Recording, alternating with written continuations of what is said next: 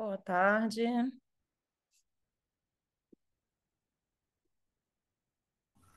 Olá, boa tarde. Boa Boa, tarde, tudo bem? tudo bem? Alguém aqui, alguém é líder aqui da sessão ou vocês vão apresentar trabalho? É só apresentar, no meu caso. Eu Ótimo, vou apresentar Apresentar também. também.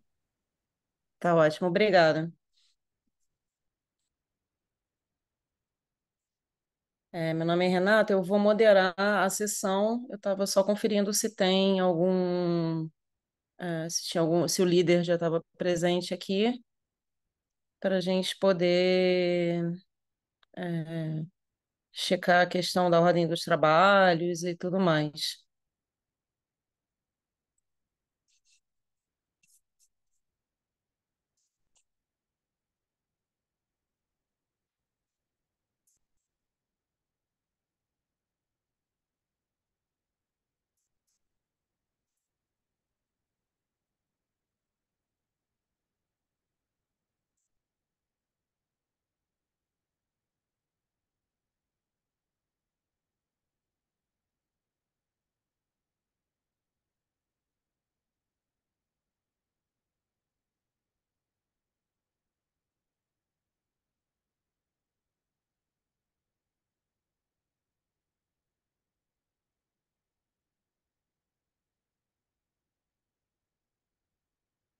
Então, deixa eu só ver aqui. A gente tem o trabalho Repercussões pessoais e familiares da deficiência física adquirida por acidente de trabalho.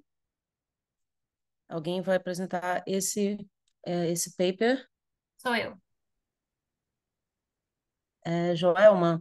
Isso. Perfeito. Vamos ver o outro aqui. É, deixa eu ver aqui. Older Workers and Innovation, Insights from a Systematic Literature Review. Sou eu. Tá ótimo. É Julieta, né? Isso. Vamos ver aqui. Mais um. Glass Ceiling, Identificação e Análise de Escalas de Mensuração.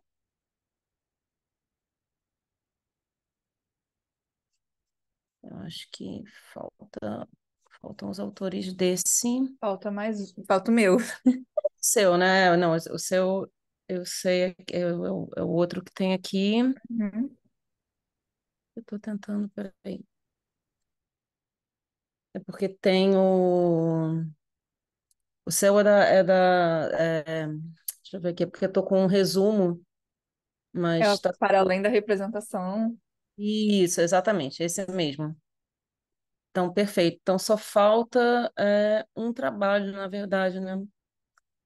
Falta representante do trabalho do Glass Ceiling. O resto, todo mundo já está aqui. Hum.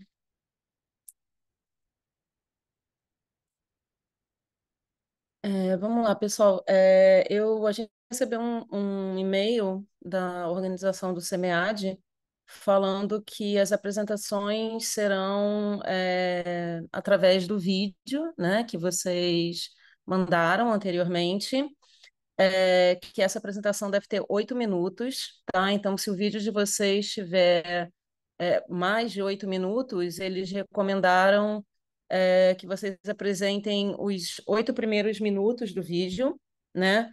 Para que depois vocês possam discutir sobre o trabalho, né? A gente possa discutir sobre o trabalho.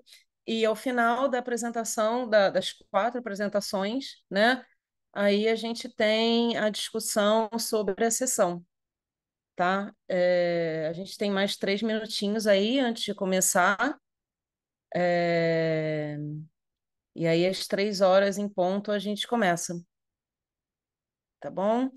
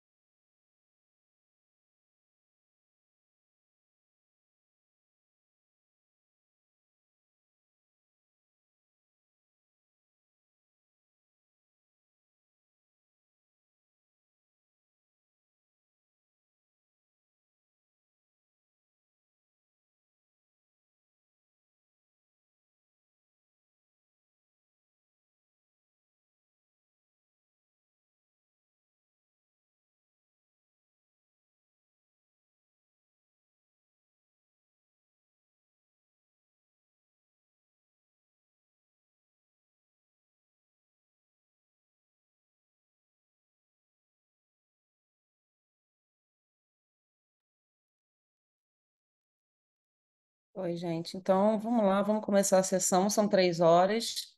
Eu estou aqui tentando abrir a ficha da sessão, para ver se eu tenho a ordem aqui que apareceu logo no começo. Tá, mas eu não estou conseguindo. Bom, é, a gente, alguém gostaria de começar a apresentação? Nós temos 4 trabalhos. Eu acho que agora a gente já tem aqui pelo menos um representante de cada trabalho, né? Então, só para repetir mais uma vez, a apresentação vai ser do vídeo, né? Que cada autor vai transmitir para a gente. Essa apresentação tem 8 minutos. E após esses 8 minutos, a gente tem um tempinho para falar sobre o artigo, tá?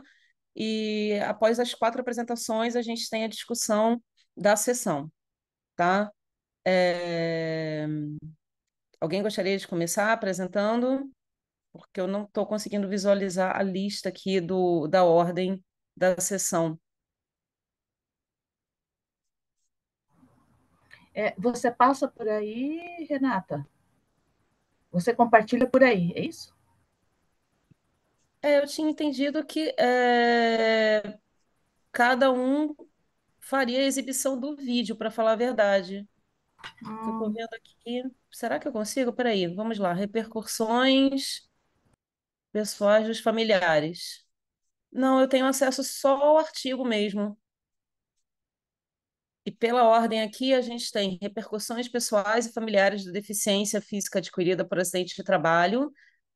Depois eu trabalho, para além da representação, uma análise semiótica da representatividade sáfica nas telenovelas da TV Globo. Depois, All the Workers and Innovation. E o último, Glass Ceiling, identificação e análise de escalas de mensuração. Só que eu não estou com o vídeo aqui. Eu acho que vocês é que teriam que reproduzir. Eu tenho só os artigos. Eu tô com um vídeo aqui, eu acho. Ah, Eu posso. acabei de achar o vídeo, gente. Vou reproduzir então com vocês. Deixa eu. Peraí. Achei aqui. Deixa eu compartilhar minha tela.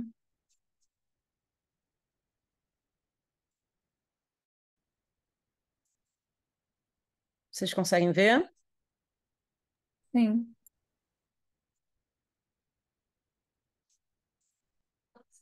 Meu nome é Joelma, eu sou doutoranda em psicologia pela Universidade Federal de São João del Rei e eu vou apresentar aqui um recorte da minha pesquisa de doutorado sobre a orientação da professora Maria Nivalda de Carvalho Freitas. E nesse recorte eu vou falar sobre as repercussões pessoais e familiares da deficiência física adquirida por acidente de trabalho. Como a gente sabe, o trabalho consiste um dos principais meios de acesso à renda e as relações estabelecidas entre trabalhadores e empresas podem, assim, ser afetadas pelos efeitos objetivos e também subjetivos dos acidentes laborais. E, embora possam ser prevenidos, os acidentes de trabalho ocorrem de forma imprevista, no contexto de uma atividade que é muito valorizada socialmente, como é o caso do trabalho, que promove muito reconhecimento social, e, por isso, a forma como as empresas conduzem os processos referentes aos acidentes de trabalho acabam gerando impactos que vão além das necessidades de reabilitação física e emocional dos trabalhadores acidentados, tendo muitas vezes repercussões sobre as possibilidades de retorno ao trabalho desses trabalhadores, né? A retomada da vida profissional dessas pessoas. E a gente considera, nessa perspectiva, que a vítima de acidente de trabalho ela acaba sofrendo uma dupla discriminação no caso em que esse acidente de trabalho gera uma sequela física. Essa discriminação ela parte tanto da consideração de que a deficiência ela é uma característica destoante do padrão normativo, então ela é alvo de discriminação, de preconceito, mas também a própria condição do acidente muitas vezes gera uma discriminação, porque a pessoa ela, muitas vezes é culpabilizada pelo ocorrido. Pessoas que tentam trabalho relatam frequentemente que se sentem julgadas pelos companheiros, pelos gestores, como se tivessem sido negligentes, irresponsáveis, imprudentes no exercício do trabalho, ou mesmo que foram confiantes demais ao fazer a sua função, e aí acabaram se acidentando. Então, essa sobreposição de discriminações, de preconceito, né, tanto relacionada à deficiência, como responsabilidade pelo acidente, por exemplo, podem fazer com que seja necessário aprofundar mais esse debate acadêmico sobre as consequências da questão de uma deficiência nessas condições, no contexto de trabalho.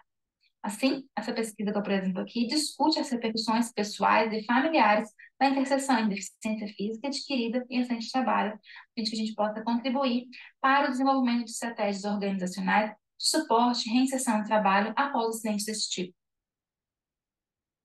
E a gente parte do pressuposto de que a deficiência, então, ela se manifesta principalmente nas experiências sociais, mais do que nas condições físicas, orgânicas, biológicas do corpo, visto que a sociedade ela impõe diversas barreiras às pessoas que não correspondem ao padrão idealizado de ser humano. Então, a deficiência ela é essencialmente uma experiência social.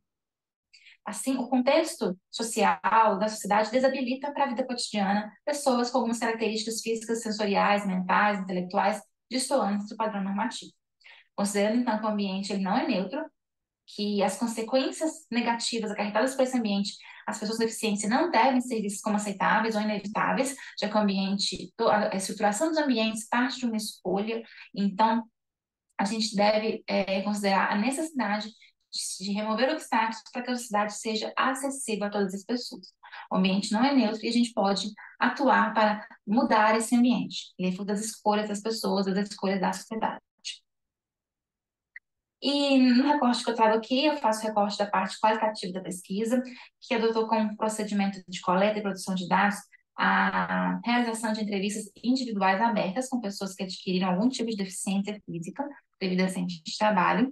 As entrevistas foram feitas com 20 pessoas e foram realizadas por meio de programas de comunicação de vídeo, como Zoom, WhatsApp, Google Meet. E as entrevistas foram, então, transcritas para posterior análise de conteúdo temática.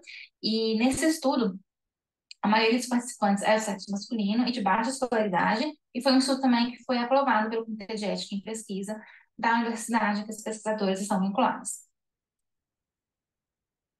E como principais resultados, a gente destaca o reconhecimento do preconceito em relação à deficiência como o principal impacto subjetivo da deficiência, e esse preconceito ele é revelado na percepção de sentimento de piedade, né, que as pessoas manifestam em relação às pessoas com deficiência, em relações familiares protetoras, mesmo nos casos em que as pessoas adquirem deficiência na idade adulta, ou mesmo uma concepção negativa de deficiência, de que a deficiência é uma tragédia pessoal, algo que impossibilita que a pessoa tenha uma vida plena, satisfeita e feliz. Os estereótipos negativos atribuídos às pessoas vítimas de acidentes laborais e que foram assimilados por esses trabalhadores participantes da pesquisa também impactaram subjetivamente e intensificaram o sentimento de culpa.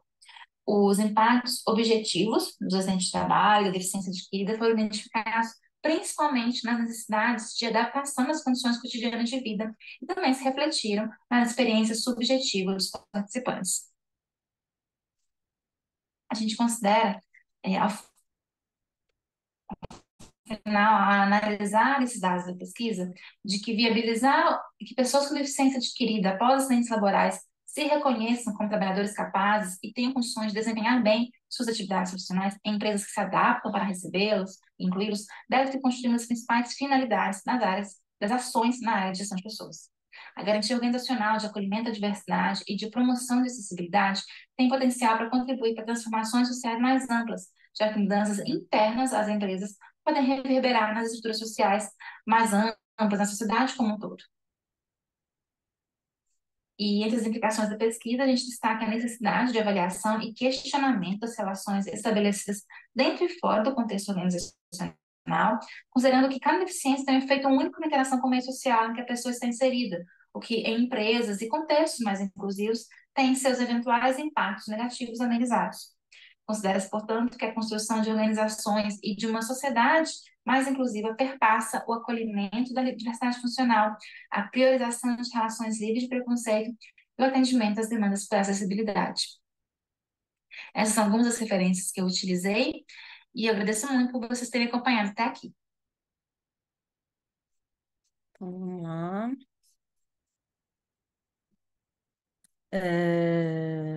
Joelma, né? Que está aqui na sala, que foi que enviou o vídeo, que é uma das Sim. autoras, né? Então, Uhum. Joelma, por favor, se você quiser comentar o trabalho. Bom, na verdade, o trabalho ele é um recorte de um recorte, né, da minha pesquisa de doutorado. A primeira parte, uma parte qualitativa, foi feita entrevistas com pessoas com deficiência adquirida, profissionais de recursos humanos e profissionais de saúde e segurança no trabalho. Então, esse é o recorte mais pessoal, vamos dizer assim. A gente eu fiz um recorte também mais profissional, mais vinculado a questões relacionadas ao retorno ao trabalho. E aí, por isso, esse recorte mais específico sobre as questões mais pessoais e familiares, que acabam repercutindo também na parte de inserção. Acho que é isso. Tá bom, Jaelma, obrigada. Eu vou transmitir aqui o próximo trabalho da Beatriz, para além da representação, uma análise semiótica da representatividade sáfica nas telenovelas da TV Globo. Estou abrindo aqui. Deixa eu Bom dia, voltar. gente. Meu nome é Beatriz. Hoje eu vou apresentar o artigo Para Além da Representação, uma análise semiótica da representatividade sáfica nas telenovelas da TV Globo, que eu escrevi em conjunto com meu orientador, Luiz Alexandre, e com Bill, que também me ajudou muito nesse processo. Ele é um artigo que foi gerado a partir da minha dissertação de mestrado. Eu queria agradecer muito a todo mundo que está aqui hoje e queria agradecer também a CAPES, né, pelo apoio financeiro à minha pesquisa. Bom, o objetivo desse artigo é compreender os significados associados às mulheres sáficas, no caso, mulheres lésbicas e bissexuais, nas telenovelas brasileiras Torre de Babel, Em Família, Um Lugar ao Sol, da TV Globo, visando analisar se houve transformação na representatividade destas com o passar dos anos. Essas novelas foram selecionadas porque a primeira ela é de um período pós-redemocratização, a segunda é de um período em que o Conselho Nacional de Justiça já tinha aprovado o casamento homoafetivo, e a terceira é de um período em que o STF já tinha criminalizado a homotransfobia. Então, são os períodos históricos da história contemporânea diferentes. Aqui a representatividade é entendida como algo mais complexo, mais subjetivo, mais plural, que vai para além de simplesmente aparecer, né? Ela traz um protagonismo e uma visibilidade maior do que simplesmente abordar o preconceito, abordar estereótipos ou abordar sofrimentos, ou até mesmo contextos de descoberta, né? O referencial teórico usado aqui foi o de consumo midiático e telenovela brasileira e os teoria queer, justamente para contextualizar a televisão como esse lugar estratégico de construção de percepção de sentidos, e a telenovela como esse produto cultural do nosso país, que é transclassista, que chega em várias classes sociais, que gera reflexão, aprendizado e que tem esse papel educativo. E a teoria queer justamente porque essa teoria da terceira onda do feminismo, que fala de sexo, gênero e de sexualidades, como aqui a gente está falando de mulheres lésbicas e sexuais, que, portanto, subvertem um padrão heteronormativo pré-estabelecido, essa teoria acabou sendo bastante útil, até mesmo considerando que o Brasil é um dos países que mais mata pessoas LGBT no mundo. Então, esse tema acaba se tornando relevante. Quando a gente fala de percurso metodológico, houve o uso da semiótica discursiva da linha francesa através do percurso gerativo do sentido. Então, a primeira telenovela analisada foi Torre de Babel, de 1998, com as personagens Leila e Rafaela. Então, no nível mais profundo, né, a categoria mais profunda que sustenta toda essa narrativa é a aceitação e censura. Então, no caso, a novela começa no polo da aceitação e termina no polo da censura, no que diz respeito à narrativa dessas personagens. Ou seja, ela termina mal, termina com a morte dessas personagens, com a explosão de um shopping onde elas trabalhavam, ou seja, um final conveniente e moralizador associado à ideia de acaso, que fez com que essas personagens terminassem com o final dos vilões, né? Associadas à figura de fora da lei junto a outros personagens marginalizados da narrativa por conta do preconceito que elas sofriam não só dentro da narrativa, como também fora da narrativa, por parte do público que assistia e que não teve uma boa recepção em relação a essas personagens. Aqui, portanto, a gente vê que essa categoria profunda de aceitação e censura fica muito associada às ideias de brandura e violência e de leveza e prudência também, justamente por essa busca por prudência, né, por parte da TV Globo, ao eliminar essas personagens da narrativa e por conta de toda a violência que elas sofriam por serem estigmatizadas pelos outros personagens, e também quando a gente fala de estruturas narrativas, porque elas não tinham conexão com outros núcleos, elas eram excluídas de outros núcleos da narrativa e tinham conexão apenas com outros dois personagens que também desacreditaram delas nos momentos em que elas sofreram preconceito. E a gente percebe que no nível discursivo, as temáticas principais que marcam a estrutura narrativa dessas personagens são trabalho, preconceito e machismo. Na segunda novela, né, as personagens analisadas foram a Clara e a Marina, cuja categoria profunda também é a aceitação e censura, só que nesse caso a gente percebe que a novela começa no polo da censura e termina no polo da aceitação, ou seja, ela termina bem para essas personagens. Elas terminam com a sanção positiva, que no caso é um casamento, elas se casam no final da narrativa e tem plano de adotar um filho. O que foi um final inédito, um combo inédito em narrativas seriadas até então, quando a gente nunca tinha tido um casamento homoafetivo. A aceitação e censura aqui, no caso, né, quando a gente olha o quadrado semiótico, ela tá muito ligada, essa categoria, às ideias de identidade, alteridade, de descoberta e ocultação também. Porque a gente tem uma personagem, né, principalmente a Clara, que está passando por esse processo de descoberta de uma identidade, de se entender, de desconstruir uma heteronormatividade, uma heterossexualidade compulsória a qual ela foi exposta ao longo da vida, para que assim ela possa terminar com a Marina. Quando a gente fala de estruturas narrativas, também a gente aqui, no caso, tem destinadores que atuam através da modalização, ou então antagonistas, que trazem para a pauta esse debate das sexualidades, né? Ou seja, existe uma plataforma ideológica que é aberta ao debate sobre a questão LGBT. No nível discursivo, a gente percebe que as temáticas principais aqui são família, maternidade, autonomia, trabalho e descoberta da sexualidade. E, por último, a última novela a ser analisada foi Um Lugar ao Sol, com as personagens Ilana e Gabriela, cuja categoria mais profunda também é aceitação e censura, e nesse caso a novela também começa no polo da censura e termina no polo da aceitação, como é o caso da novela anterior, e o final, no caso, também é o casamento. Elas entram em conjunção e terminam a trama juntas, recebendo essa sanção positiva que é o casamento. Aqui, no caso, a aceitação e a censura estão ligadas às ideias de liberdade de sujeição e de descoberta e ocultação, quando a gente olha o quadrado semiótico, justamente porque essas personagens estão passando por um processo, né, de construir uma narrativa em cima dessa ideia de libertação de vários padrões aos quais elas foram impostas ao longo da vida, principalmente por parte da Ilana, né, que se sujeitou a um casamento no qual ela não era feliz, a uma maternidade compulsória, né, porque ela não queria ser mãe. Então ela se liberta de vários padrões aos quais ela foi exposta ao longo da vida. Aqui a gente também percebe, quando a gente fala de estruturas narrativas, que existe uma personagem que atua através da manipulação, ajudando essas personagens a entrarem em conjunção, ou seja, ficarem juntas no final. E aí elas se casam, como eu estava falando. No nível discursivo, a gente já pode notar as seguintes temáticas: separação, trabalho, maternidade compulsória, heterossexualidade compulsória, traição, descoberta da sexualidade e amizade. Então, nas considerações finais, a gente pode perceber que Torre de Babel é uma novela muito associada a uma estigmatização social. Essas personagens sofrem muito preconceito da sociedade na narrativa. Por conta disso, elas terminam com essa sanção negativa, que é a morte. Nas duas últimas novelas, já é uma estigmatização muito mais pessoal, um preconceito próprio, que elas vão desconstruindo e, portanto, terminam juntas com a sanção positiva. Existe um debate sobre sexualidade nas duas últimas narrativas, que no caso na primeira não tem. O tempo de tela também aumenta nas duas últimas narrativas, visto que na primeira as personagens morrem já no capítulo 46. A demonstração de afeto, né, o biopoder, controle sobre os corpos, diminui nas duas últimas narrativas, visto que essas personagens já começam a ter abraços e beijos, que na primeira não tinham. E as temáticas discursivas também vão se desenvolvendo ao longo das narrativas, visto que os temas param de ser apenas preconceito e descoberta da sexualidade, passam a ser também maternidade compulsória, amizade, enfim. Apesar disso, todas as personagens são brancas, magras, cisgêneras, de alta classe social, performam feminilidade, são monogâmicas, são secundárias, tem uma narrativa que gira em torno das categorias profundas de aceitação e censura, e os finais felizes são sempre os moralistas e conservadores, que no caso é o casamento, né? E o termo lésbica não é citado, havendo constantemente uma substituição pelo termo gay e homossexual. Ou seja, apesar de tudo, elas continuam performando dentro de um modelo muito normativo, muito heteronormativo, e subvertem o mínimo do mínimo. Ou seja, quase não existe pluralidade. E é isso, gente. Muito obrigada pelo tempo e pela oportunidade. Vamos lá, Beatriz, se você quiser comentar, por favor. Bom, esse trabalho, na verdade, ele é um recorte da minha dissertação de mestrado, né, onde eu faço essa análise diacrônica longitudinal e eu pego novelas de recortes específicos, de períodos históricos específicos.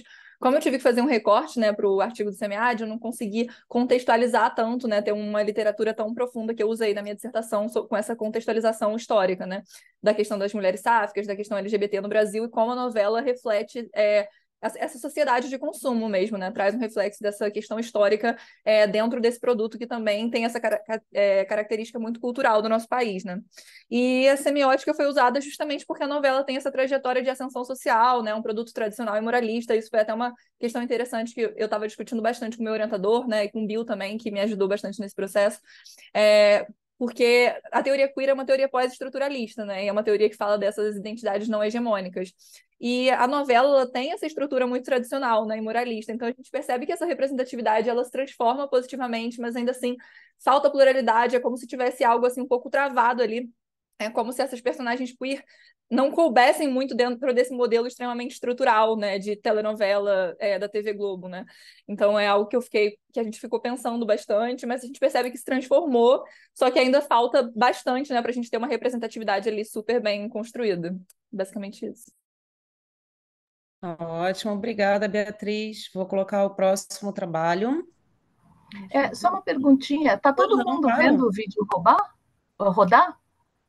O vídeo está rodando normalmente para todo Então, mundo? eu tava Não? vendo mais o primeiro slide. Eu acho que eu tô ouvindo a voz, né, de todos os Isso, slides, porque mas para mim só Ouviram? aparece o primeiro slide, ele não, o filminho mesmo, ele não corre, é isso mesmo? Ah, não, ele deveria correr. O primeiro vocês viram? Não, nenhum deles, eu só vi a tela inicial de Vocês só todos. escutaram a voz.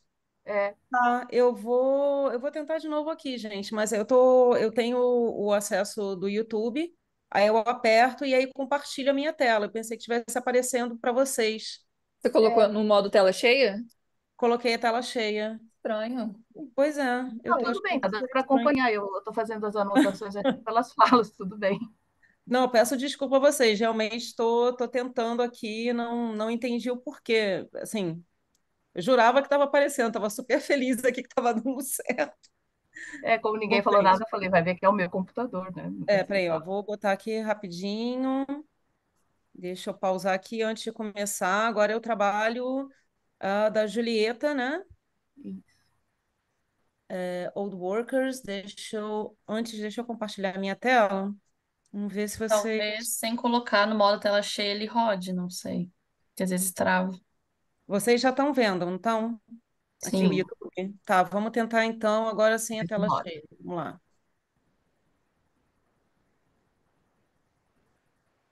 Olá, eu sou Julieta Wilber, da Universidade Federal de Santa Catarina, e em conjunto com a professora doutora Suzane Durst, da Universidade Reykjavik, na Islândia, nós trazemos insights acerca do tema trabalhador idoso e inovação a partir de uma revisão sistemática de literatura. O tema nos chama atenção considerando o envelhecimento populacional mundial, num cenário em que a inovação ainda é considerado como um mote para a sobrevivência organizacional. Dessa forma, nós propusemos duas perguntas de pesquisa. Primeira, como se situa a produção científica sobre trabalhador idoso associada à inovação nos estudos organizacionais? E, em existindo, quais temas são discutidos e apresentados na literatura?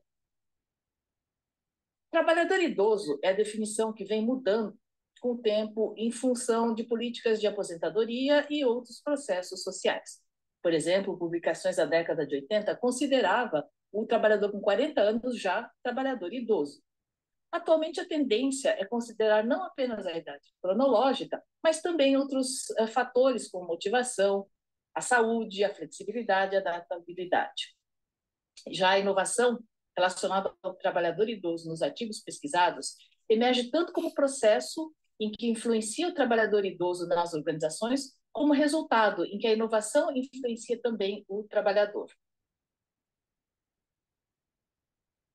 Os procedimentos metodológicos que utilizamos, então, foram realizados coletas de dados na base Scopus, considerando a sua robustez dentro da área de estudos organizacionais.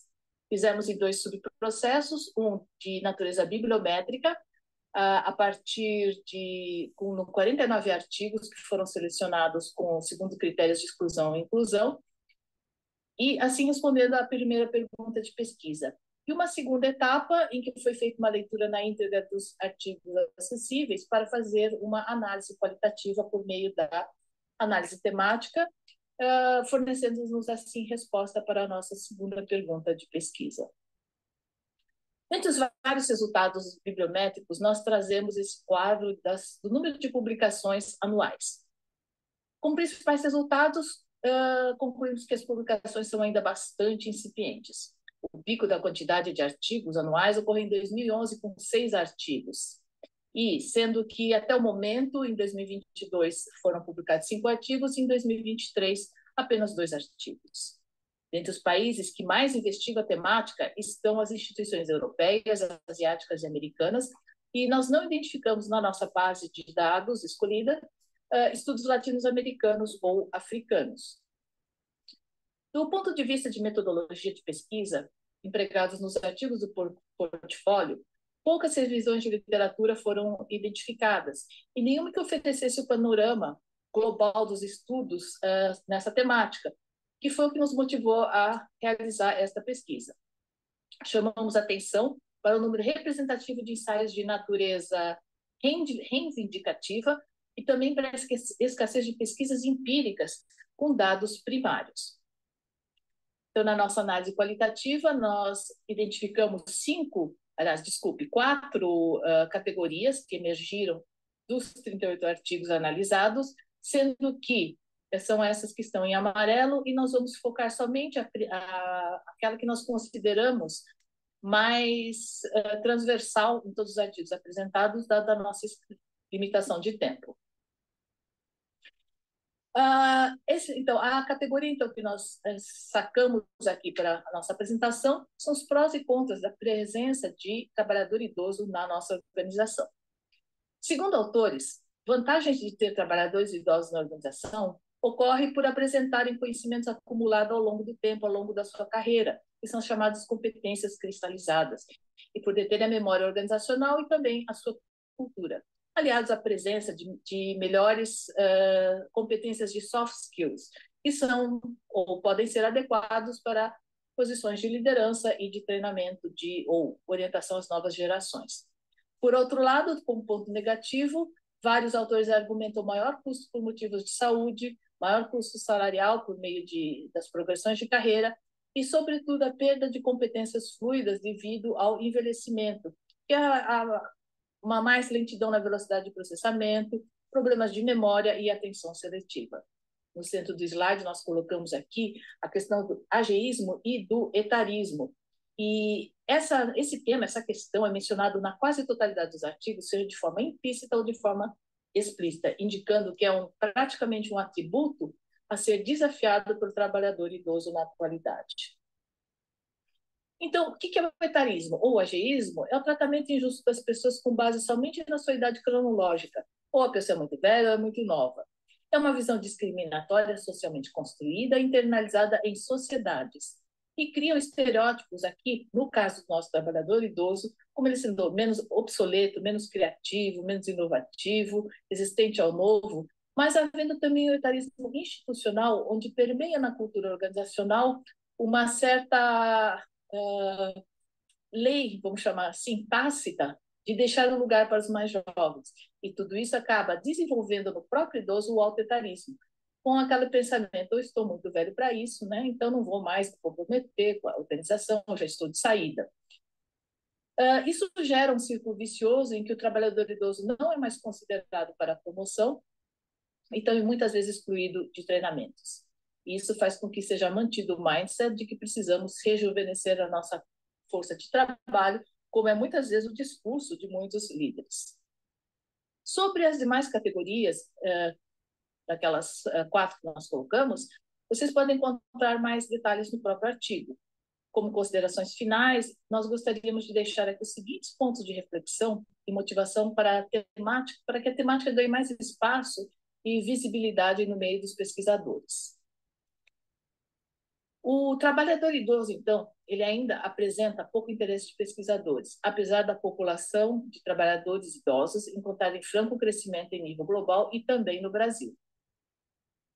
Entre os temas emergentes na revisão de literatura, nós queríamos destacar a necessidade de cuidar da gestão de equipes multigeracionais e também a necessidade de políticas públicas para transformar o modelo mental na sociedade, considerando que o etarismo ele está muito vinculado à mentalidade, ao mindset da sociedade como um todo, principalmente na cultura ocidental. Como limitação do nosso estudo, nós mencionamos aqui que os dados são provenientes somente da Scopus, da base Scopus, mas também que achamos válido estender para outras bases e procurar realmente se há mais alguns estudos, principalmente em termos de teses e dissertações em desenvolvimento ou recém-defendidos. Dentre as sugestões para pesquisas futuras, gostaríamos de destacar o desenvolvimento da competência do trabalhador idoso para a inovação. E isso se dá através do que aos poucos está sendo descoberto uma nova ciência chamada gerontagogia, que em paralelismo com a pedagogia e a andragogia, trata-se do estudo sobre aprendizagem de idosos. A grande questão é se e como o idoso aprende diferentemente do adulto. Esses, então, foram os nossos, um breve review do nosso trabalho. Nós colocamos aqui aqui a bibliografia e agradecemos, então, a atenção. Obrigada, Julieta. Vou interromper aqui o compartilhamento. Pode comentar se você quiser, Julieta. Então, eu queria agradecer, Renata, por você ter colocado o vídeo correndo. Então, diferentemente das nossas colegas que fizeram recorte do doutorado, é uma pesquisa super, hiper exploratória para o meu pós-doc, que eu queria iniciar o ano que vem, e a motivação para esse tema veio exatamente da questão, eu participo de um grupo da Sociedade Brasileira de Gestão do Conhecimento, né, que é a minha área de gestão do conhecimento, que a gente vem discutindo essa questão do trabalhador, já não é mais nem acima de 40, de 60. O pessoal diz que com 50 você já começa a sentir nas organizações o preconceito. E aí e o próprio grupo falou assim, tá, e o que a ciência diz? Aí eu fui olhar na ciência, quase não tem. É impressionante que assim a população está envelhecendo e esse censo de 2022, né, esse recente que saiu, diz que o Brasil já está com 50% da população acima de 40 e 15% acima de 60. Então vocês imaginem, daqui 20 anos você vai ter a maioria da população chamada idosa. E eu vou até mudar o título, porque assim, quando a gente fez trabalhador idoso, né, older workers, tradução direta, mas depois o termo idoso, ele gera ele só, né, existe uma discriminação, então eu vou começar a chamar de trabalhador longevo, porque essa é a questão da longevidade, e a gente vê que, assim como os outros artigos, né, dos colegas que trouxeram a questão da discriminação, que é uma construção social, o etarismo também é, e a gente mesmo acaba internalizando, porque né, a gente sempre aprendeu que depois de uma certa idade você não pode mais fazer nada. E não é bem assim, até porque daqui a algum tempo, realmente, a grande parte da população vai estar nessas condições. E, diante disso, o artigo depois ele evolui, né, e traz, assim, existem muito poucas iniciativas de organizações e mesmo de políticas públicas no mundo que estão pensando nessa grande maioria que daqui a 20 anos vai ter mais de 60 anos. E, então, eu achei interessante que hoje, por exemplo, assisti uma palestra sobre Smart Cities. Tá, tudo tecnologia e tal, mas pararam para pensar que daqui 20 anos a maioria vai estar com mais de 60 anos? Será que estão pensando nisso? Então, essa está sendo a motivação, então, a que eu estou propondo como pesquisa, né, para o meu pós-doc. E, então, era isso, tá? Sobre esse assunto, então, que a gente quer tratar também, que é mais um tipo de discriminação, né, como outras que são cernes desse fórum. Obrigada. Obrigada, Julieta. Eu queria pedir desculpa a Joelma e a Beatriz. Eu estava crente que eu estava abafando aqui, passando o vídeo. Vocês só escutaram o som, né? Então, achei que a tela cheia ia ajudar. Eu vou botar o próximo aqui, o Glass Ceiling. Deixa eu pausar, poder compartilhar Renata, com vocês. deixa depois o linkzinho do vídeo delas, que aí a gente assiste depois. Eu gostaria muito. Ah, claro, eu vou copiar depois e eu passo para vocês sim, pode deixar. Deixa eu só passar aqui, compartilhar a tela. Todo mundo vendo? Sim. Ah, então tá bom. Vamos lá.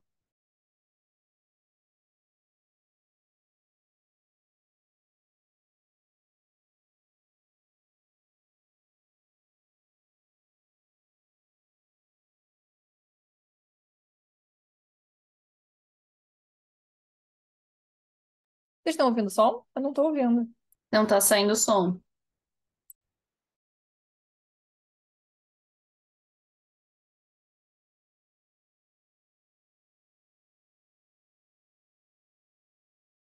Vamos começar de novo, vou compartilhar de novo.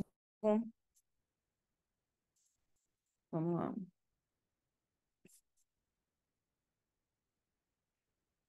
Do Estado de Santa Catarina.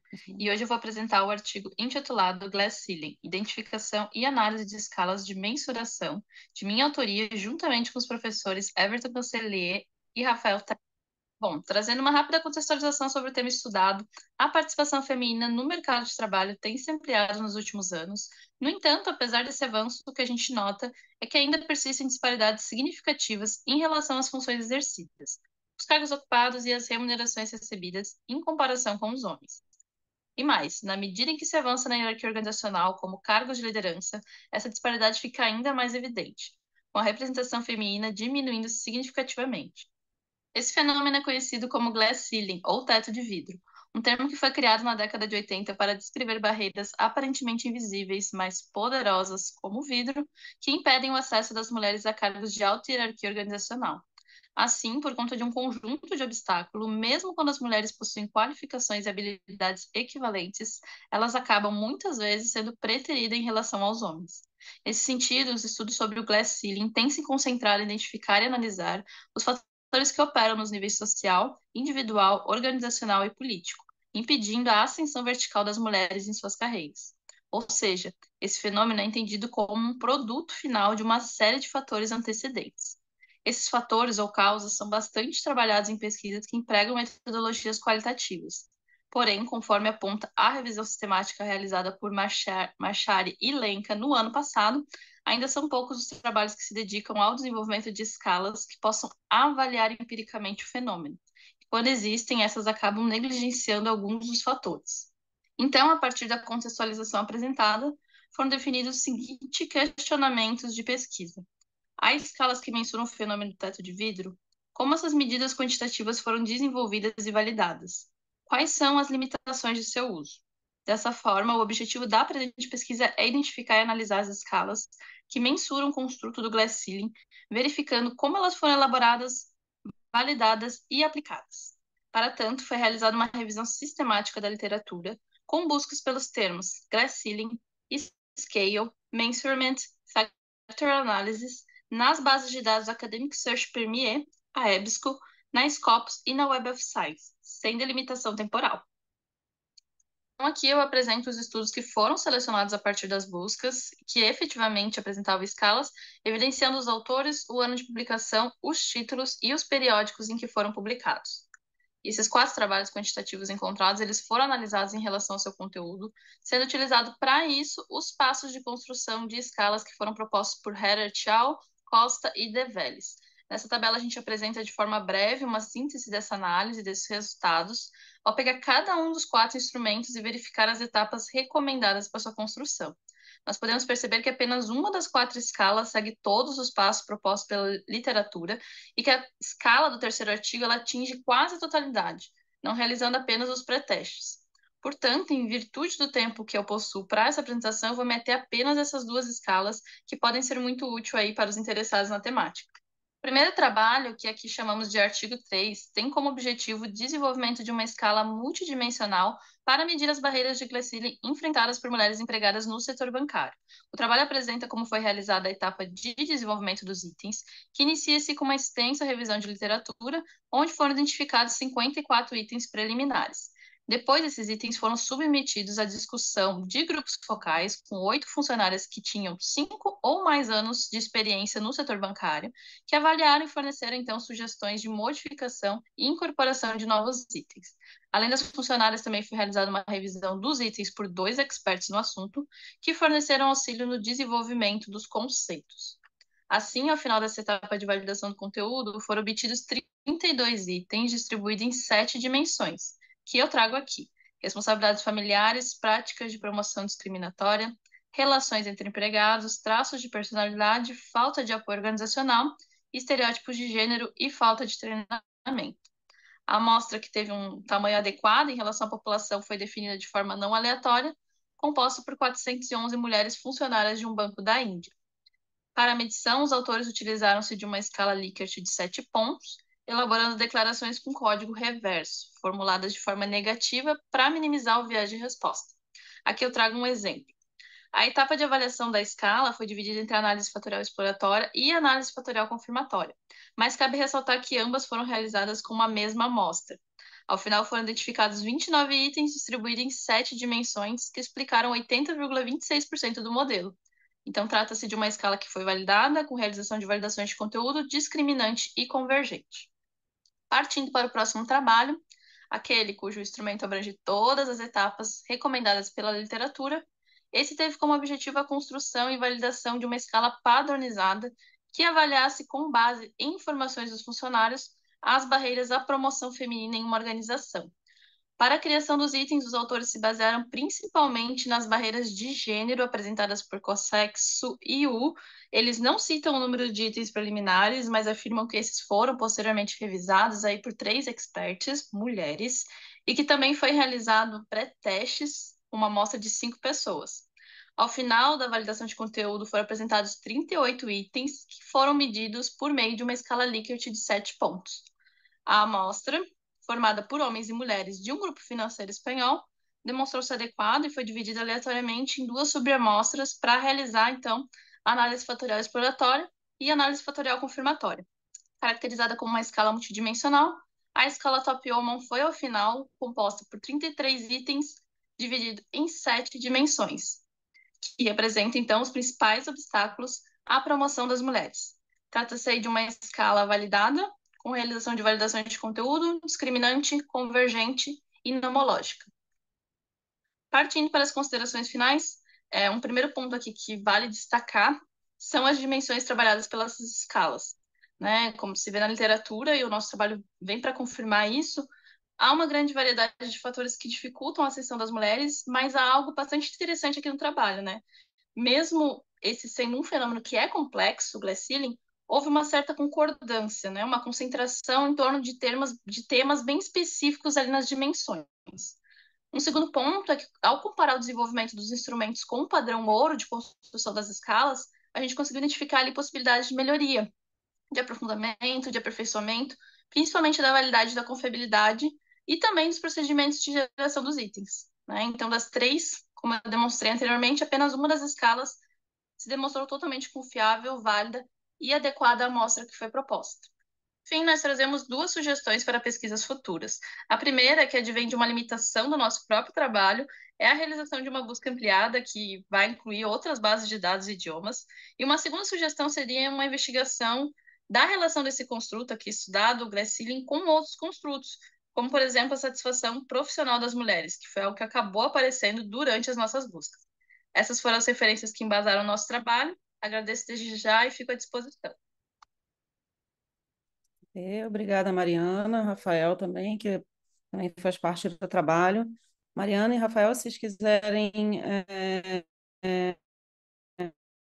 comentar. Claro, boa tarde a todas e todos.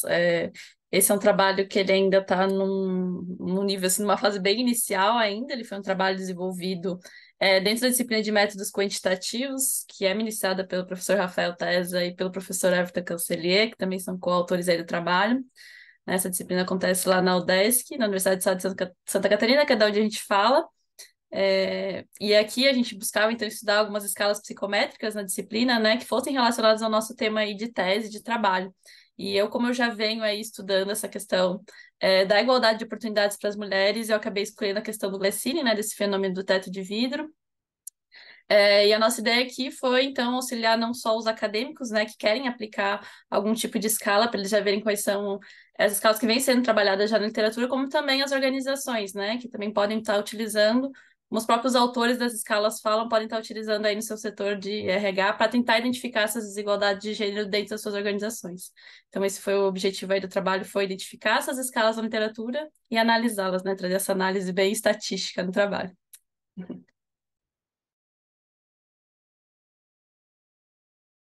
Obrigada, Mariana.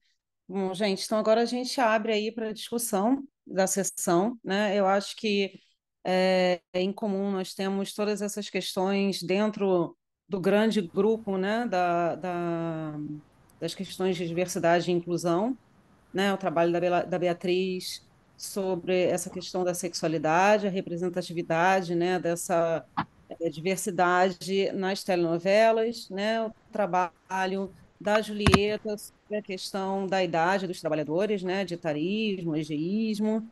O trabalho da Mariana sobre a questão de gênero, das mulheres, né? E o trabalho da Joelma. Joelma, me lembra aqui, porque eu tô com a. Deixa eu ver aqui, peraí. Deficiência. Percussões sexuais, né? Da deficiência. Isso mesmo. Obrigada, Joelma. São trabalhos bastante diferentes, né? Todos, eu acho que que discutem muito essa questão da exclusão das pessoas, né, com base na deficiência. Eu acho que todos é, muito importantes dentro das temáticas, né? Me preocupa muito a questão que o trabalho da Julieta trouxe, assim, por uma questão é, pessoal, né? Eu acho que porque todos estamos envelhecendo, né? E quando a gente estuda essas questões de relação de trabalho, eu acho que isso é um problema muito grande, como a própria Julieta apontou, né?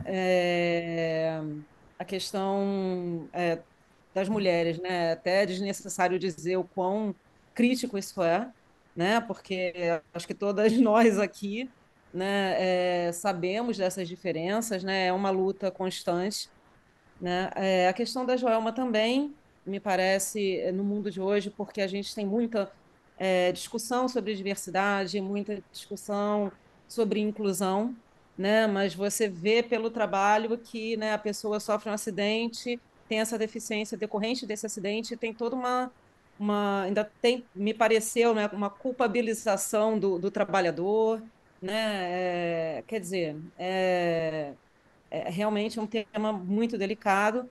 E o da Beatriz, né, que acho que também vem em boa hora, né? Principalmente quando a gente tem aí agora novamente, né, essa questão do casamento homoafetivo, né? Essa virada aí de repente, né, que eu acho que serve para lembrar a todos nós que todas essas questões de diversidade e inclusão são questões que não estão escritas em pedra, né, que são lutas constantes e que a gente tem que estar sempre correndo atrás, né, dessas pautas e sempre explorando, porque tem sempre alguma coisa acontecendo, né? E que, como a Beatriz bem falou, né, no final das contas, essa representação, né, que vai através das telenovelas, ela é uma representação ainda muito, digamos, normativa e eu acho que Padronizada. talvez até heteronormativa, né? E você vê que todas as mulheres ali representadas são mulheres brancas, magras, como a Beatriz falou, né?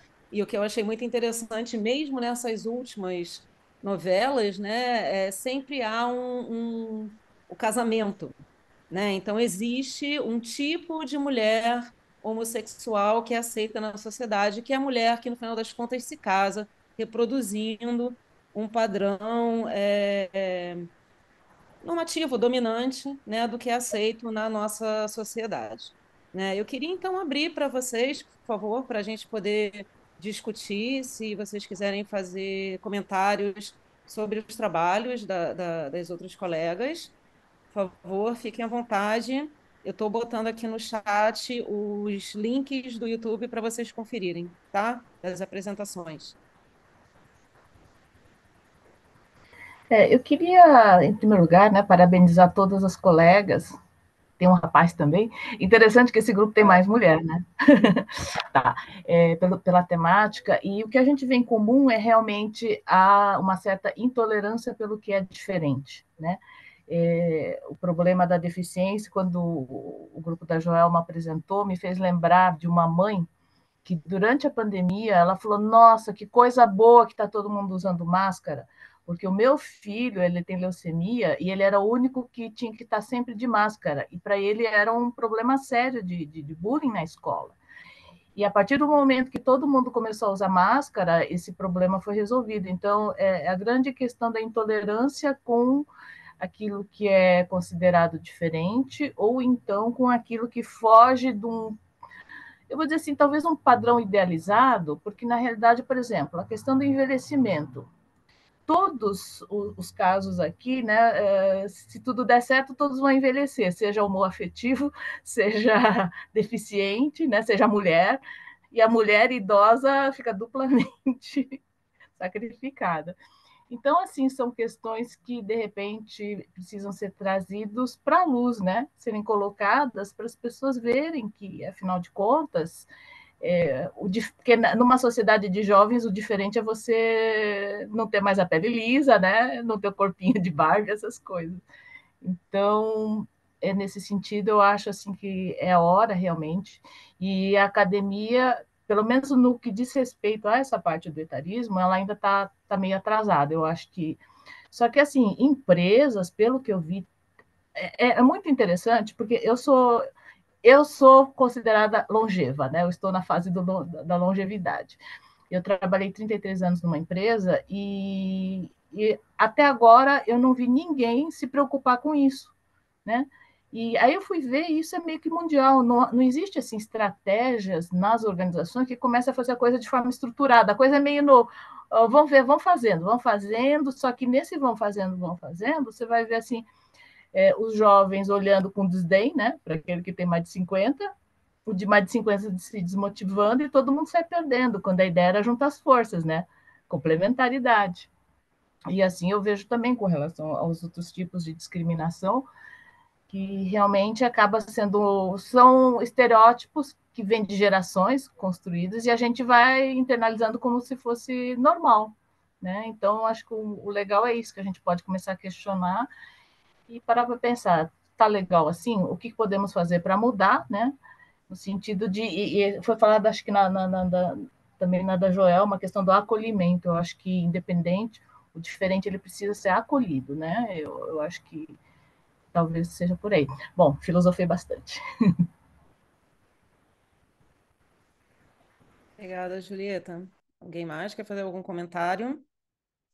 Eu gostaria de falar também, gostaria de parabenizar todos também. Parabéns, gente. Adorei os trabalhos, gostei de ler todos, ver os vídeos também.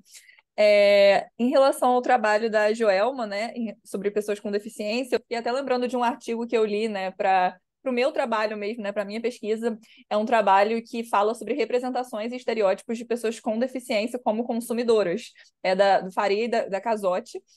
Fala sobre o drama desses personagens com deficiência em telenovelas, né? Então, mostra bastante sobre, né, a novela assim, tendo essa característica de refletir a sociedade de consumo. Mostra como essas pessoas são privadas, né, de ocuparem espaços de consumo, por não se enquadrarem, né, nas configurações típicas de corpos, e de funcionamento cognitivo. Então, mostra vários estereótipos, principalmente em relação a essa questão dessas pessoas serem vistas como um peso, né? Como sempre, alguém que, quando tem alguma conquista, é como se fosse uma grande conquista. Então, acho que você pode se interessar por esse trabalho também. Vou até colocar aqui embaixo a referência, né? E a literatura de estigma também do Goffman, né? Como você fala dessa questão da estigmatização, né? Do estereótipo, ele tem um livro chamado Notas sobre a Manipulação da Identidade Deteriorada, que talvez você possa gostar de ler. Em relação ao trabalho do Glass Ceiling, né? Glass Ceiling, né? Eu lembrei de um artigo que eu li chamado Inequality Regimes, Gender, Class and Race in Organizations, da Eicher. Ela fala sobre essas interseccionalidades e sobre esse preconceito, né, existente nas organizações que acaba juntando, é como se fosse uma linha única ali de gênero, classe e raça, né? Por exemplo, se você for uma mulher preta de uma classe menos favorecida, você vai sofrer muito mais preconceito, tá sujeita a posições muito mais subalternizadas, enfim. Então, eu acho que também pode ser interessante. Vou colocar todas essas referências que eu tô falando aqui embaixo. Mas, e em relação ao trabalho de older workers, eu também lembrei bastante de uma situação que eu vi, né, das novelas mesmo, né, que a única novela que eu vi que tinha personagens sáficas que eram tinham mais idade, né, foi Babilônia. E foi uma novela que, basicamente, a audiência dela caiu porque colocaram, né, um afeto entre duas mulheres que tinham mais idade e o público não aceitou bem isso, então a audiência da novela decaiu e eles nunca mais colocaram personagens, né, que não estivessem em idade reprodutiva. Então, é uma questão que a gente vê que se reproduz de várias formas diferentes nas organizações, né? Seja dentro da organização, seja através dos produtos midiáticos da organização, nesse caso, né, da Globo, que é o maior conglomerado de mídia da América Latina. Então, que mensagem que a gente está passando para esse público, né? Então, eu fiquei pensando bastante nisso também, porque é uma questão muito importante, né? E essa novela é de 2015, né, Babilônia, e depois disso a gente nunca mais teve uma novela com personagens fora da idade reprodutiva que fosse um casal. Então, é uma questão a se pensar também. Obrigada, Beatriz. Joelma, Mariana. Bom, gente, eu queria parabenizar as colegas que apresentaram e comentar a respeito dessa questão de empresas, né? Já que a gente está num congresso de administração, o quanto que às vezes as empresas ainda buscam um perfil ideal de trabalhador e descarta quando esse trabalhador não serve mais, né? Eu vejo muito no trabalho da Julieta, né? É um trabalhador que às vezes constrói uma carreira dentro da empresa e quando ele atinge os 50, 60, ele deixa de servir, já é descartado, que é até uma semelhança com o meu trabalho, né? Que é o trabalhador, quando adquire uma deficiência, mesmo essa deficiência não adquirida no contexto de trabalho, ele também, de certa forma, não serve mais, já é descartado. E a gente está, no fundo, assim, discutindo realmente o padrão de funcionamento da sociedade, uma sociedade que estabelece um padrão de quem pode e quem não pode fazer certas coisas, como a Beatriz comentou, a questão do consumo, né? As atividades são permitidas, as atividades são negadas a certas pessoas com características, né, muitas vezes visíveis, na questão de corpos mesmo, e às vezes subjetivas, né, daquilo que mobiliza, né, essas pessoas ali na sociedade. Então, acho que é bem o contexto mesmo dos trabalhos aqui, essa discussão, assim, da diferença, do quanto essa diferença desafia a gente a buscar formas de inclusão. Porque a gente só pode falar de inclusão numa sociedade que realmente exclui determinadas pessoas com determinadas características. E que bom que hoje a gente consegue perceber isso, porque há algum tempo atrás era sempre tudo muito assim. Não, é isso mesmo, né? A pessoa é diferente, ela destoa do padrão, e a gente caminhado, a gente consegue realmente notar essa diferença e ver que tem formas institucionalizadas de discriminação, né? No mercado de consumo, no mercado de trabalho, e da gente poder apontar isso e tentar construir formas diferentes de realmente produzir uma sociedade mais inclusiva. Eu queria, assim, né, nesse do glass ceiling, por exemplo, que me fez pensar, por exemplo, essa questão da autodiscriminação, né? Nós mulheres, bom, talvez a geração de hoje já seja um pouco diferente, mas, assim, de uma certa forma, a mulher também, ela aprendeu a aceitar que é assim mesmo. E o que a gente vê, por exemplo, a mulher, ela muitas vezes abriu mão das suas características femininas, adotando atributos masculinos para poder vencer, entre aspas, né, para poder fazer carreira. Isso bom, aí é opinião particular minha, mas eu acho assim, eu acho que a mulher não pode deixar de ser mulher para poder, ou seja, ela não ser ela mesma para poder fazer carreira, né, por questões de discriminação de gênero. Mas eu acho que isso é muito essa questão cultural mesmo, né? A gente aprendeu assim. E como você fala, Joelma, a partir do momento que a gente tem consciência e que a gente pode fazer diferente, sem adotar aquela agressividade que é característico mais do gênero masculino, né? Pelo menos é o que a gente acha que é. Mas, enfim, de qualquer forma, eu acho que você, sendo o que você é, independente das suas características, de você poder se afirmar e poder, né, galgar postos que você almeja dentro das organizações. Mas eu acho que tem muito a ver essa questão da autodiscriminação. A gente tanto ouve falar que é assim que a gente começa a achar que é assim, né? Mariana, seu microfone está fechado. Agora abri. Eu primeiro gostaria de parabenizar todos os trabalhos que foram apresentados, trabalhos interessantíssimos, e eu acho que a gente, apresentando aqui, a gente tem de contribuir com os trabalhos também, com os nossos próprios trabalhos, né, ouvindo as colegas, todos os trabalhos que vocês apresentaram, os temas, eu acho que são temas que são interseccionais, né, que a gente consegue trazer para as nossas pesquisas, com toda certeza, né, eu estou no início ainda do meu doutorado, mas querendo estudar mulheres e já sabendo que essas mulheres são múltiplas, não é mulher no singular, né, mulheres no plural. Então, já vendo, vocês trazem aqui a questão das pessoas com deficiência, né? A gente tem mulheres com deficiência, a gente tem mulheres negras, a gente tem mulheres periféricas, a gente tem mulheres, né, já com a questão do etarismo. Então, isso tudo também pretendo trazer aí dentro da minha tese e com certeza todos os trabalhos contribuíram também para o meu sobre a questão do glass ceiling. Então, agradecer as apresentações também. Eu queria retomar aqui uma parte do comentário da Beatriz, né, que ela trouxe essa questão da interseccionalidade. Eu acho que isso aí é um ponto super interessante, porque isso enriqueceria o trabalho, eu acho que, de todos que apresentaram aqui.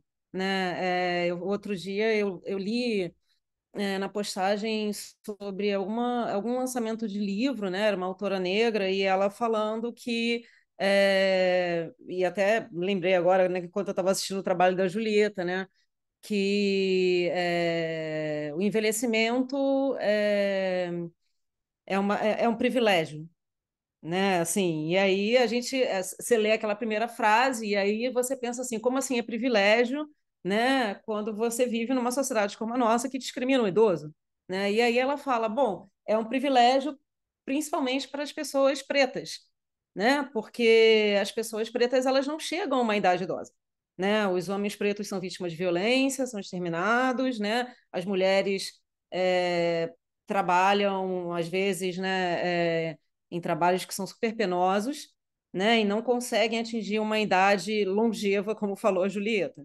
né? Então, assim, a gente pensar que é, o envelhecimento, no caso do trabalho do old workers, né, pode ser um privilégio, mas por que que isso não é encarado como um privilégio dentro das organizações, né? Será que essa questão é, como é que fica essa questão dentro dessa intersecção, né, de gênero, de classe, de raça, né, de idade, de todos esses fatores confluindo aí, como é que fica essa situação nessa encruzilhada, né? Se isso é uma ameaça, né, para a construção, se a idade talvez do trabalhador é uma ameaça para a construção de um discurso,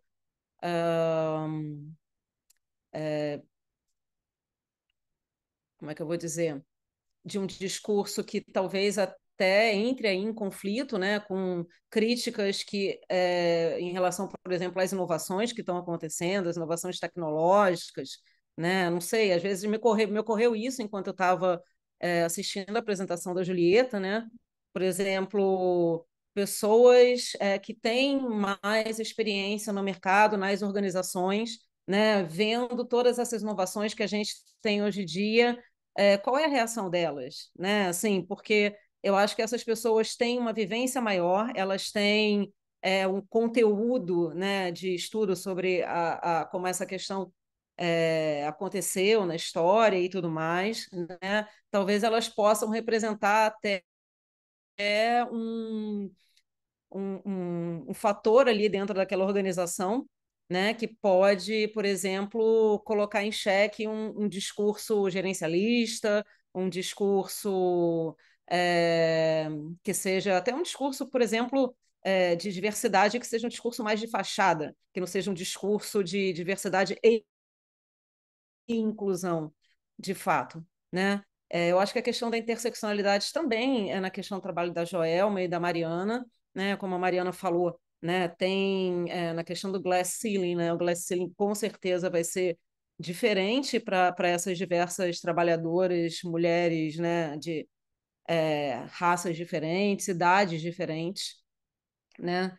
Então, isso eu acho que pode até enriquecer o trabalho de todas vocês que apresentaram aqui, né? Mesmo no caso da pessoa que sofre um acidente de trabalho, eu também acho, Joelma, que esses fatores podem ser importantes, né? E eu acho que também tem a questão, né, eu acho que no trabalho da Joelma, né, que tipo de acidente, né, e que tipo de deficiência vem com o acidente, né? Eu acho que isso também acaba sendo, é, isso pode ainda problematizar mais ainda essa questão, né? Eu acho que devem ter tipos de deficiência que são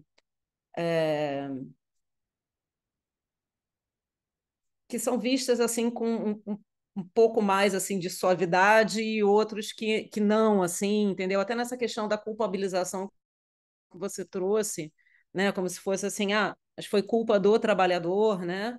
Eu acho que talvez, dependendo da deficiência que veio através do acidente, isso aí ganhe pesos diferentes, né? As visíveis e ocultas, né? Como a Ju colocou aqui, né? Então, eu acho que isso tudo ajuda também a gente olhar para o trabalho, né? De formas diferentes, né? E talvez conseguir aí até trazer novos elementos e fazer novas contribuições.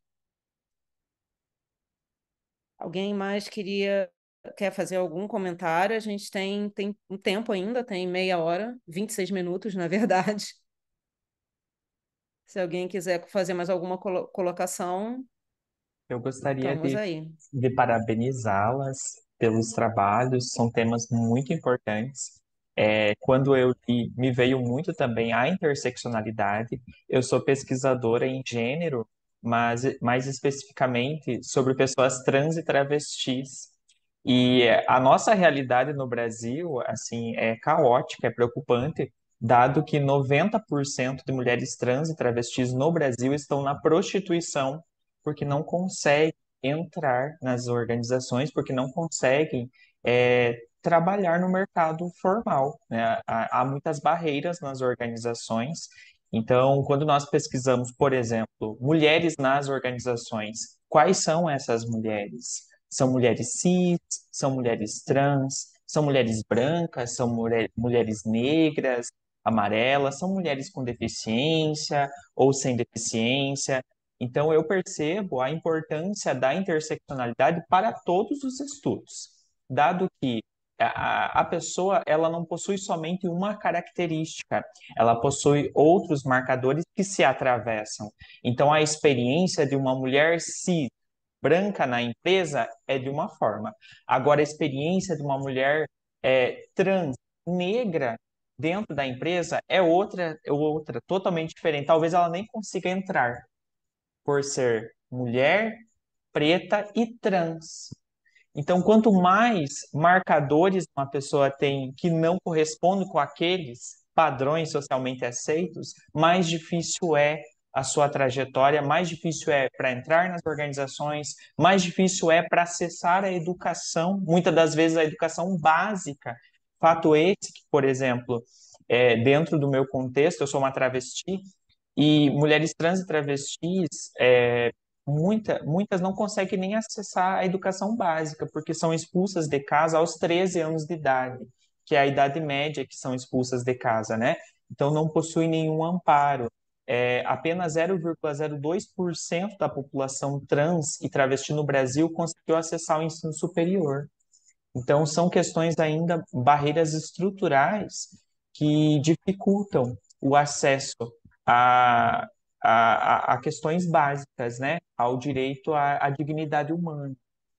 Então, me vem muito a interseccionalidade quando eu li os estudos, eu só tenho que parabenizar vocês e fazer essa reflexão também sobre a gestão da diversidade nas organizações. É uma gestão que contempla de fato a diversidade em sua pluralidade, ou é uma diversidade superficial, seletiva, ou seja, somente alguns marcadores são contemplados e outros não, né? Tem o fenômeno do tokenismo também, né?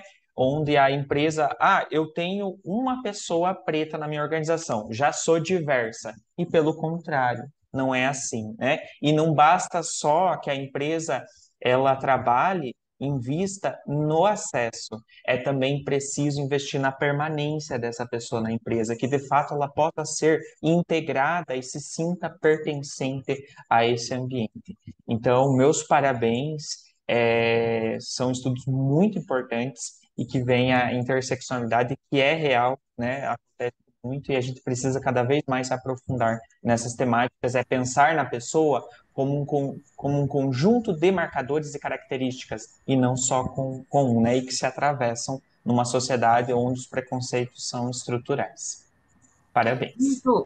Ju, achei legal aí a tua fala, mas então, muita coisa também, os preconceitos advêm muito do desconhecimento, né? Eu acho que porque é aquela coisa, você, em princípio, a sua tendência, muitas pessoas, né, têm essa tendência de rejeitar aquilo que é diferente, mas a partir do momento que existe uma conscientização e informação e conhecimento, essas barreiras começam a ser né, demolidas. Então, eu acho que, como diz, né, o conhecimento, principalmente, é muito importante. A partir do momento que a gente começa a discutir na sociedade essas questões, trazer à luz, né, e entender, porque eu acho que se você não sabe, falta de informação, conhecimento, você não compreende. E a partir do momento que você não compreende, você passa a ter, né, preconceitos. Então, eu acho que essa questão de discutir, principalmente dar conhecimento, né? De tentar entender como é que os outros se sentem, né? Eu acho que é muito por aí, é tentar entender a perspectiva do outro, mesmo que não seja a sua, né? Como é que é a perspectiva do outro? Então, eu acho que é muito por aí, né? Cada um procurar entender o outro, né? E conviver na paz, como diz, que a gente está precisando nesse mundo.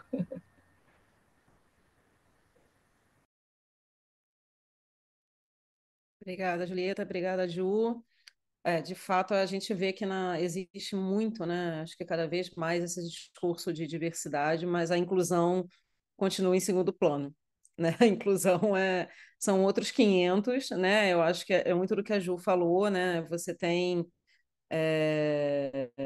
você absorver essas pessoas com todos esses marcadores e fazer com que elas permaneçam, né? Porque também, assim, a gente vê vários estudos, principalmente de pessoas trans em organizações, né? As pessoas que conseguem vencer essa barreira de entrada, elas até acabam, às vezes, desistindo, né? Porque você vai para um ambiente organizacional na qual, como a Julieta falou, né, as outras pessoas que estão ali convivendo com a pessoa trans, ou a pessoa com deficiência, ou a pessoa com mais idade, as pessoas simplesmente não foram sensibilizadas, né, não foram apresentadas a temática, né, e, enfim, a própria organização, a estrutura física, né, você ter um banheiro adaptado, você ter um banheiro, né, que possa servir as pessoas que você está contratando e tudo mais. Então, assim, é muito difícil, né? É um processo que eu acho que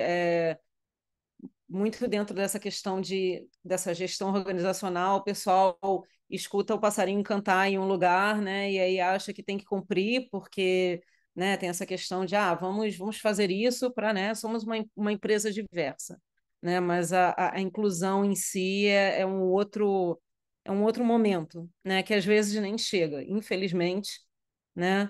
E eu acho que ainda é muito importante que a gente comece a fazer pesquisa e investigue cada vez mais, né, para poder avançar mesmo, né, e retornar esses resultados das nossas pesquisas para a sociedade, para as organizações, principalmente, né, para pensar junto soluções, né, junto com o pessoal de gestão de pessoas, junto com as lideranças, né, junto com o pessoal que, que pensa relações de trabalho também, enfim, para poder promover a inclusão de fato, né, não ficar só no discurso da diversidade, né, e não absorver de fato as pessoas, né, que estão aí e são plenamente capazes de trabalhar, né? Mas acabam sempre à margem, né? Alguém mais gostaria de fazer algum comentário? Eu gostaria de fazer um comentário. Primeiro, muito obrigada, Ju, pelos seus comentários. Eu queria muito falar sobre isso também, que, por exemplo, eu pesquisando essa questão, né, LGBT nas novelas, até o momento que eu analisei, quando eu terminei minha dissertação, que foi Um Lugar ao Sol, uma novela de 2021, a gente via que a representatividade, de fato, estava se transformando positivamente, né?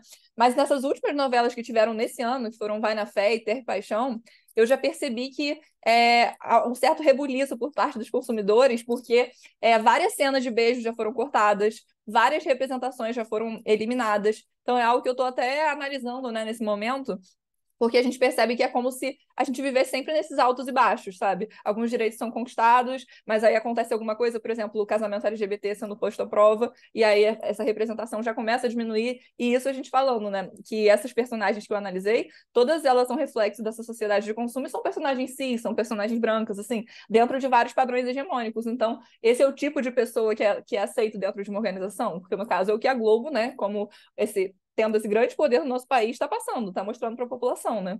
Então, é uma questão a se discutir, porque falta muita visibilidade e, ainda assim, dentro dessa visibilidade mínima e minimamente transgressora que a gente tem do padrão normativo, já é algo que está sempre decaindo, subindo, decaindo, subindo, não tem uma constância ali do tipo, a evolução está sendo incrível. Se a gente pegar das novelas da década de 90 para cá, mudou uma coisa absurda. Não foi uma mudança absurda. E foi muita luta e foram muitos direitos conquistados para mudar assim o mínimo do mínimo, sabe? Então é uma questão que eu fico pensando bastante, porque isso também é um reflexo das organizações de uma forma geral, né? Foi legal isso que a Beatriz falou agora, porque hoje, curiosamente, também eu estava passando no Instagram e tem aquele perfil Sleep Giants, né? E eles botaram um trechinho de uma reação de um deputado à redação do Enem, né, que foi justamente sobre a questão das mulheres, jornada de trabalho e tudo mais. né? E o deputado reagindo super negativamente, falando que era uma questão ideológica.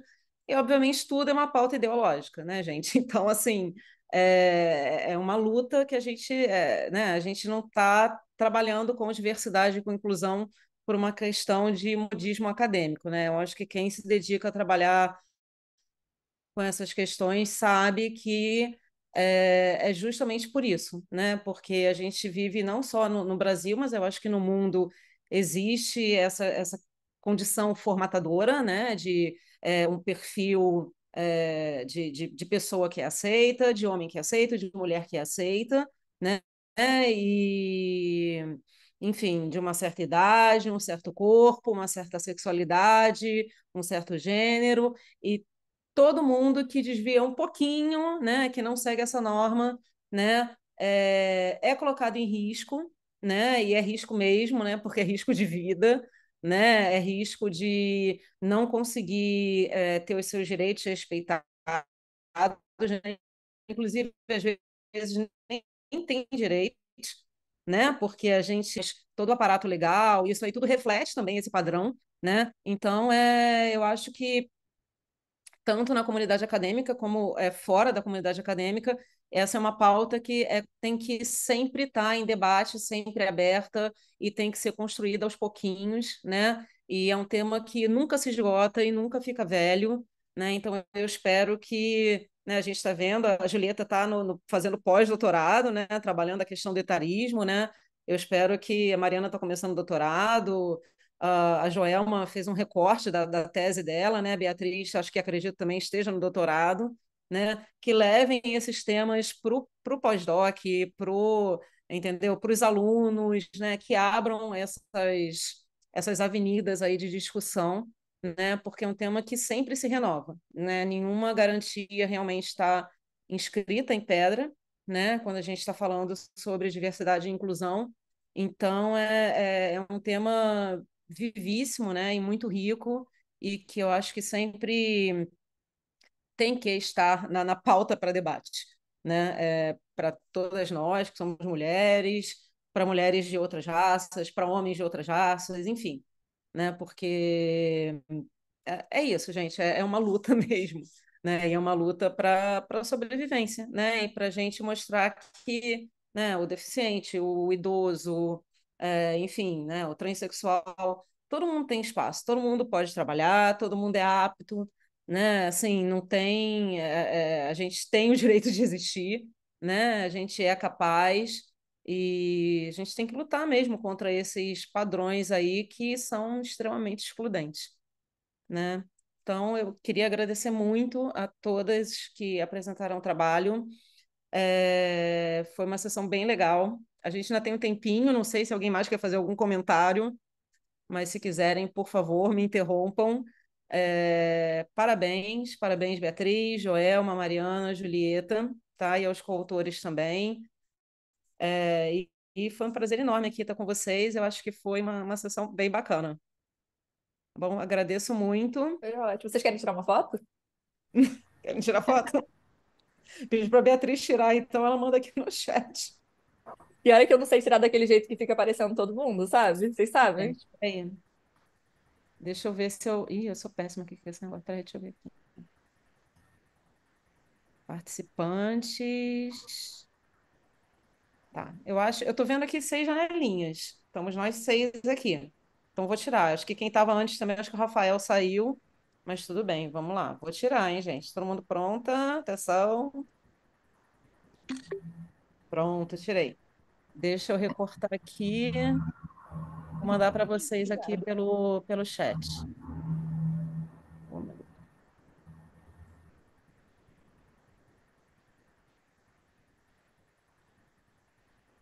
Vou diminuir aqui direitinho para ficar bonitinho. Pronto, agora deixa eu abrir o chat.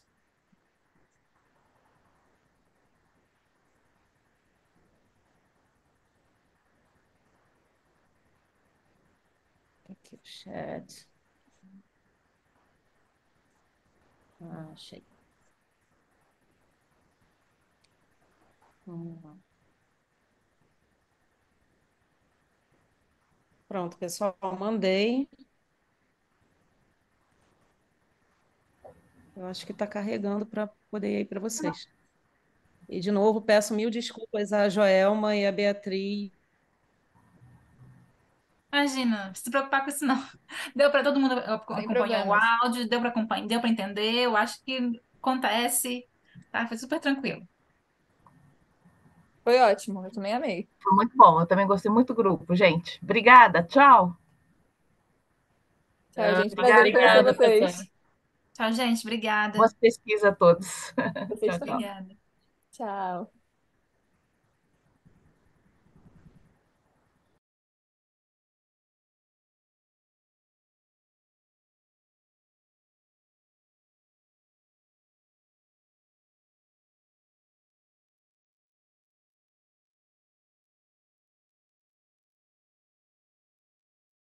Eu caí.